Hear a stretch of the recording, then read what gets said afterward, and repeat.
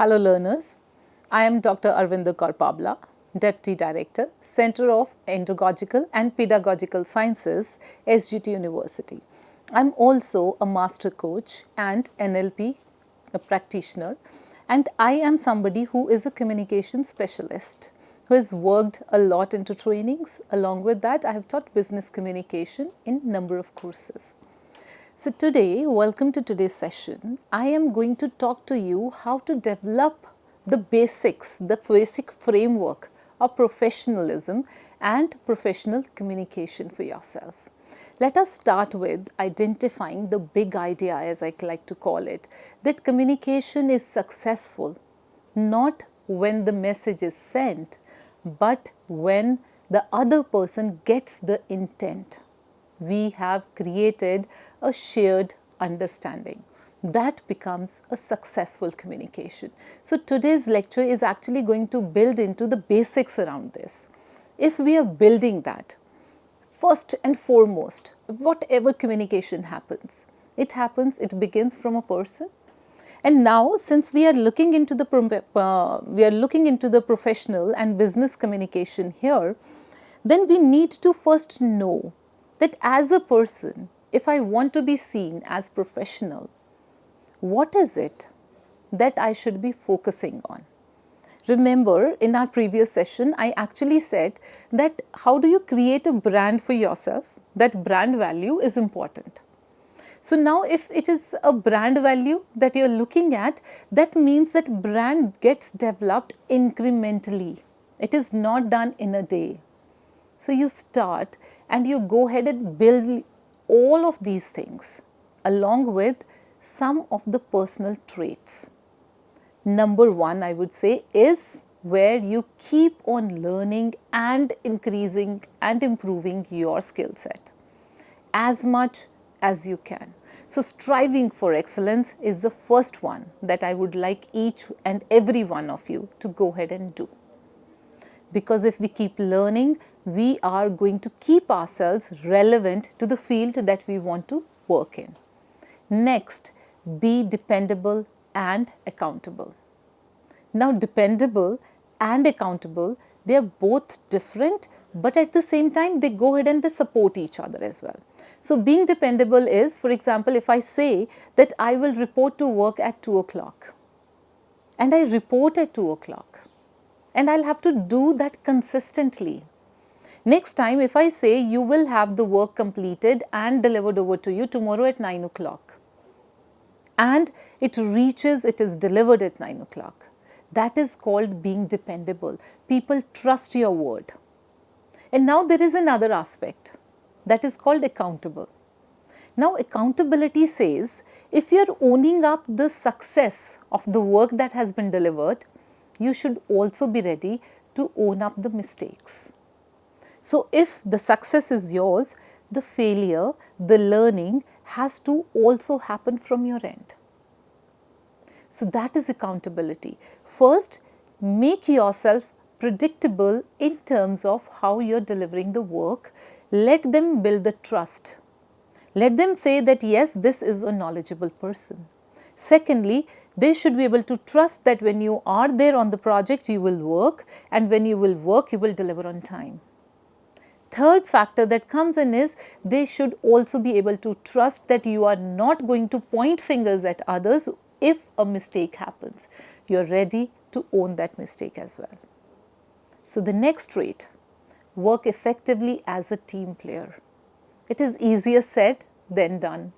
So who is the team player?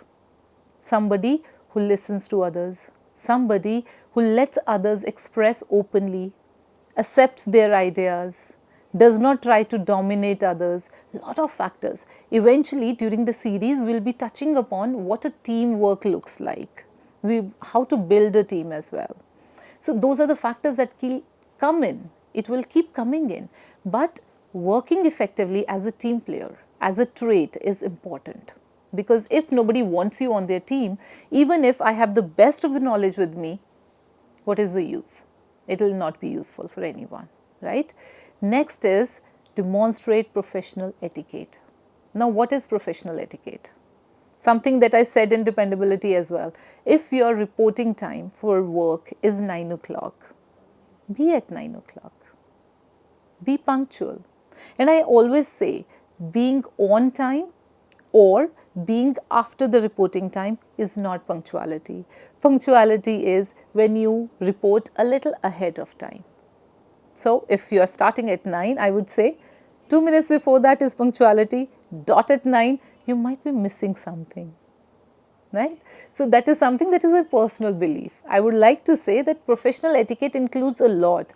Follow the culture, follow the rule code of the place that you're working. If they are saying that you need to go ahead and dress appropriately in a formal manner, you should be doing that. You should be reporting on time. You should be talking to people respectfully. That is your professional etiquette. And then maintaining positive attitude. Now, positive attitude does not mean that there should be no negativity, not negativity, I should say that there shouldn't be any sadness, or there shouldn't be a reaction to something that is not going well. What it actually means is that even if things are going wrong, we should be able to go ahead and look towards how to make things work. Problem is coming in, acknowledge that. But then do not get stuck there. Look towards how the things will work. Become solution oriented. They always say if you want to be a professional who's growing rapidly, be solution oriented. And being solution oriented is only possible if we showcase positive attitude. And next, most important one, I would say, you could do everything else if you are not ethical, if you are not working with integrity, if you are not morally making right decisions, then you being most excellent communicator, you being the best in terms of the skill set, everything else will fall apart, will not be looked at in any sense favorably. So being ethical is something that I draw a line at, that it starts with that. Be very morally, integrally ethical in whatever you are doing and how you're approaching the work. Because when you're working in an organization, lot of data, a lot of sensitive information is actually shared with you. You have access to it. So you should know what to share, how much to share, when to share, and when to draw the line and not share at all. That's something that you will have to learn. And these are the traits that will, believe me, help you grow, help you make a strong professional presence for yourself. Now, when I'm talking of traits, I'm talking of you as a person, right? Along with this, there are some things that are environmental. We said that communication cannot just happen within me. It happens all the time, it happens. And when communication happens, it happens with someone, right? There has to be somebody cross. So now we are going to look at the design of that communication. There's a framework that we can look at, that we can depend upon when we are trying to make a communication and draft one and get it completed successfully. It is something that we call as 7 C's of communication, right? Let us look at each one of them one by one. The number 1 C that we talk of is clarity. So if I'm saying clarity, now clarity can be looked at in version of 2. One is clarity of message. What is it that I want to convey? I need to know what is it that I want to convey. What is the thought that I have? And then clarity in communicating. So now, for example, where are you going? Versus where are you going? There's a difference, right? The tone has changed, the pause has changed, and the way I have spoken has changed. Now, this clarity is not just in spoken, it has to be there in written as well. So, what you're trying to communicate, the idea has to be very clear so that there is no misunderstanding. Number 2 C would be correctness. So, if I'm saying correctness, now correctness would be in terms of what I am putting in terms of the language. Have I used the correct language? Have I used the correct word? Have I used the correct grammatical structure? So, correctness will also contribute to going ahead and getting the message across in a proper manner that is not misinterpreted, that is also not going to lower the brand that is you or the brand that you're working for. Because when a communication goes, think of it. If you have sent across an email, say maybe to a client or maybe somebody that you're pitching your idea to outside your organization, and you have made some grammatical mistake in that, how will it be seen? This is also a very common mistake that freshers make when they are developing their resume. If there is a grammatical mistake in one document that is of utmost importance to you as a professional, as an upcoming one who's going to work, and a document that has to be seen and scrutinized by everyone who ever receives it, and there is a grammatical mistake, look at the impression you're creating. There is no attention to detail. And it will also convey that the person who's drafting it and sending it, this thing is not important enough to the person. So correctness has to be ensured. Number 3C would be conciseness. If I say, just take an example, if I say, my dear, dear, dear team, or I go ahead and I say, my dear team, that dear, dear, dear, dear, dear team is not needed. We are wasting the words there, we are wasting the breath there, and it is not adding anything. It is simply repetition. So conciseness means whatever needs to be said, specifically in business communication, it should be said in very to the point version. Let me refer here to the AI that is being used these days. A lot of people are taking help of AI to draft emails. So when they're taking help, what an AI does is, you say that I want this particular email to be written, AI is going to draft 3 paragraphs around that, and people cut, copy, paste, and they send it across. In the process, what happens is the key information is lost. So conciseness means write what is important, say what is crucial, do not try and move around in circles. Next C, number 4, would be courtesy. Now, what is courtesy? Courtesy would be, for example, if you want to carry on discussion and somebody is interrupting you, there are 2 responses that are possible, right? One could be, do not interrupt me. And second could be, please let me finish first. Which one would you be willing to receive, willing to accept, and which one out of these will not make you angry or feel disrespected? It's the second one, right, which will create the respect for you. Let me complete. So the choice of words. Let there be courtesy. Let there be respect for the person across. Number 5C is concreteness. Now, concreteness means that if there is some data that will support the point, if there is some fact that will support what you're saying, use it. Include it. Because concreteness is something that will ensure that the data, whatever you are communicating, it lands. And it lands precisely. It does not get lost, it does not get missed, it does not even get overlooked. If you want somebody to take a look and take your point seriously, if you have a data, include it. It will put your point across very precisely. So use it. Next would be consideration.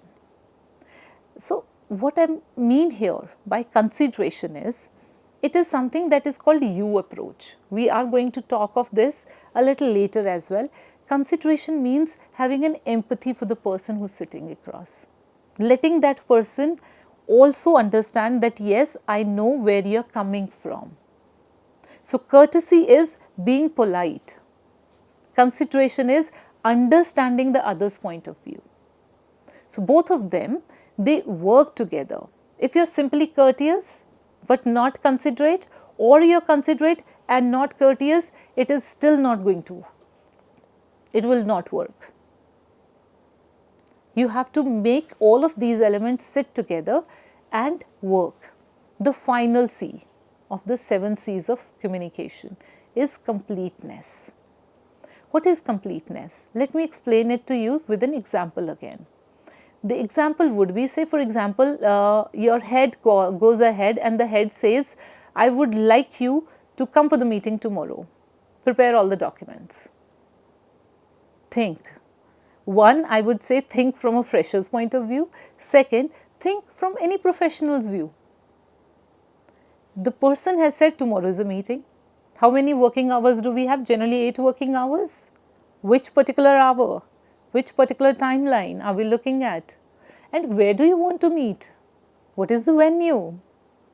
And when you say get all the documents ready, which documents? And even more important, where is the agenda? Why we are meeting tomorrow? So all of these factors that ensures completeness of the message, whether it is verbal, whether it is written, or whether it is in the form that is communicated through email over to someone else, goes outside or stays in. Everything, each one of these. So number one, we talked of traits of a person to become a professional. What does professionalism look like? Okay, so those traits we imbibe as a person. Next, what we have talked of are the 7 C's of communication. So whatever you're talking of, however you're planning on communicating, whatever words you're planning on choosing, all of these things, they need to be put together with these 7 C's. This is a framework that will keep building up, that will keep going into the rest of the entire series. This is what I call the foundation of every communication that is successful. Fine. So these 7 C's. Now after 7 C's, you have now understood your traits, you've understood the framework. The next line that we need to understand is how communication flows in organizations. How do they flow? There are multiple paths that can be taken. So broadly, we say there are 4. Let's look at the first one. First one would be upward communication. So upward communication, just think of that. Imagine a structure in an organization. Say you are somebody who is a part of the team. A team will have a team lead. The team lead would be reporting to a manager. Manager would be reporting to senior manager, and from senior manager maybe he reports to director, and from director it goes on to CEO. Look at the line. So you as a team member are reporting to your team lead. So whatever you are communicating, could be communicating the sales of the day. You could be communicating the work that has been done that particular day. You could be going ahead and informing about some information that you have just received from a colleague. Consolidating information, sharing it, presenting a new idea. So it is going upwards. And along with that, the same flow you can take it downwards. That becomes your second formal path. If you are communicating upwards, the seniors would be communicating downwards.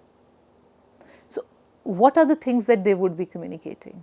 Say for example, if there is a change in the vision, if there is a new initiative at the organization level that is being brought in, so the communication is going to be downwards. Each one will receive the part of the communication that is relevant to them. Somebody joins in an organization. So the CEO has recently, new one has come on board. So that information come over to you. There's a policy change that has happened. Information will come downwards. So it will come downwards and it goes upwards. But what I want you to think of here, while we are talking of the other 2 as well, I want you to think the kind of words that you will use, the timing of the communication that you will look into, along with that the tone that you will use. It's very important, because just knowing that the information will go upwards or information will go downwards is not something that we are aiming for here. I'm just trying to tell you that if it is happening, how your communication will evolve along with it. That is something that needs to be focused upon more strongly. Then the third formal flow of communication could happen at the horizontal level. You're part of a team, so you will have colleagues. It is also called something that we call lateral communication, right? So it is at the same level. The people that you're working with, the people with whom you're collaborating, communicating, discussing, brainstorming, all of those ideas that you're sharing, you're working across, and you're getting things done. That is your horizontal or lateral communication. And next one, the fourth one, is diagonal communication. Now, when I say diagonal communication, what do I really want to apply here? Diagonal communication actually means that across the department and across hierarchy. So, say for example, if you are positioned in accounts department, you received an bills from, say for example, sales. They sent across the bills over to you. Now the bills were sent over to you maybe by the team lead of the sales team. Do you get the idea? You are in accounts department, you are a team, and the team lead of sales is sending it across to you. So that's a diagonal thing. So hierarchical, at the same time across departments. That is how the entire communication works. Now I want you to go ahead and pause or make a note in your notebook as well. I want you to draft one message. Think of one message that you would want to share across all these four parts. If it is upward communication, how will you be drafting? What time you would be sending it across? And how big or small, and in what form also? What channel are you going to utilize? You will notice something very interesting. When it means upward, you will be more careful in choice of words. You will be more careful in scheduling it, the appropriateness of the time. You will also be very careful about which medium to choose. Is it something that can be said face to face? Is it something where you can simply pick up the call and speak of? What is it? And how you're relating to that. That is how your communication evolves. So these formal parts are not meant to be looked at that, okay, fine, this is what is happening. These formal parts are meant to be looked at how it impacts what you are communicating, how you are communicating, and the ways it is going to make an impact into the choice of words. Along with that, this is a formal part that we talked of, right? Now I want you to go, do you think, and before we go ahead, in fact, I want you to think, is that the only way through which we go ahead and communicate? Is it possible? Look into your classrooms as well. Is it just that when the teacher is communicating to you or when the teams are working together, that is the only time when you communicate? You communicate when you are having coffee. You communicate over chai. You communicate over WhatsApp. You communicate when you're simply moving from maybe one space to another. And along with that, you also communicate when there is an event that is held, or simply just communicating as in when, sitting in a bus, sitting in the car, carpool, wherever you are, standing at the bus stand, you're communicating. So similar thing happens in the work environment as well. We happen to call it, what do we call it? Informal communications, or it is also sometimes called grapevine. So whenever there is water cooler breaks, that is something that is very popular in professional environments. They say water cooler breaks. What are those meant for? They are meant for going ahead and discussing, catching over, making relationships, networking, getting to know what is going on, the undercurrents, right? That is the informal one. Now, there is a risk. This comes with a star mark. So, when it is an informal communication, it comes with a star mark because it might be something that is just purely a rumor. Now, every organization, every team has to ensure that the communication, the formal communication, is so appropriately well designed that there is not much gap left between what is going on and what the learners or the team members they look at, what they are receiving and what is actually going on. If that gap is very less, then the rumors will not happen. If that gap is very huge, then a lot of rumors will happen, because grapevine or informal communications is also an attempt to go ahead and fill in those gaps. So if somebody has a concern, there are a lot of things are changing in an organization.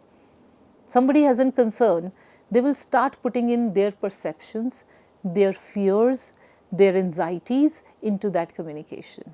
And that is something that will go ahead and that is going to impact you also. So in any organization, rumors and gossips, if they become a part and parcel of what is going on in terms of communication, then that means that there is something that needs to be looked into. There is something that needs to be addressed. So if you notice there are a lot of gossips, a lot of rumors, as an ethical person, as a responsible person, go ahead, discuss it out. Do not write it. Go discuss it out with your head. And the head will talk it further and they will try and address the gaps so that Grapevine stays just a networking thing, not otherwise. The final concept today, before we say bye to each other, is you-centered approach. Remember 7 C's, where I said courtesy and consideration. So you-centered approach is your consideration. So before you start communicating, think, ask, who are they? What do they know? What is it that they need to know? What do they already know? And how will they feel when you're going to share the message? Empathy, right? How will they feel? Is it an encouraging message? Or is it something that is going to create a little discomfort? If it is discomfort, you'll be careful in drafting it. And along with that, how should I communicate? Should I call? Should I write? Should I write in terms of memo? Should I write a report? Should I go ahead and simply talk face to face? You'll have to take a call about it. All these things that we have discussed today, it is trying to say that a business communication first and foremost is a shared understanding. Number 2, it is purposeful, it is professional, it is audience centered. And it is reflected through your behavior. It is reflected through the language. And in the end, before I close, I would say, everyone, start working on this skill. Come along, let us develop this skill because it is the one that will open the doors for you. It is the one that will ensure professional success for you. Thank you so much for joining me today.